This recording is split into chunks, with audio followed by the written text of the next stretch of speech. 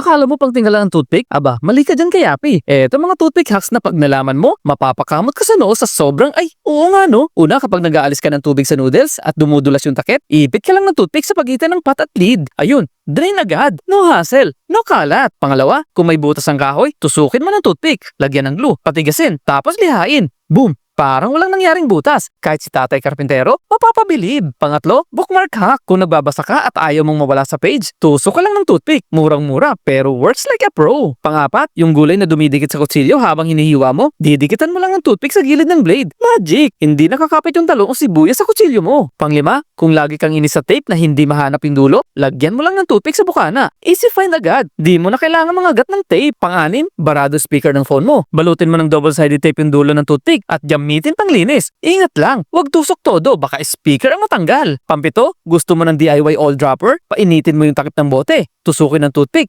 putulin yung taas, tapos i-screw ulit sa bote. Ayan, instant pang lubricate ng gears o bike chain. Pangwalo, sa mga mahilig sa hotdog, wag na wag mong punitin gamit ngipin. Tusukin mo ng toothpick sa dulo ng pack, ikutin mo lang. Ayun, smooth open agad. Walang talsik ng mantika. At pang siyam, eto pang fruit lovers. Gasgasan mo lang ng toothpick ng 2 beses yung balat ng ubas, tapos silahin mo, boom! Ang daling balatan parang may magic. Grabe no, ang daming gamit ng simpleng toothpick. So kaya alin dito yung pinaka, ay oo nga no, moment mo. Comment yes kung may natutunan ka. Tag mo anak o kakilala mo dapat ginagawa to. At syempre, follow mo ko para sa mga gantong kwentong malupit.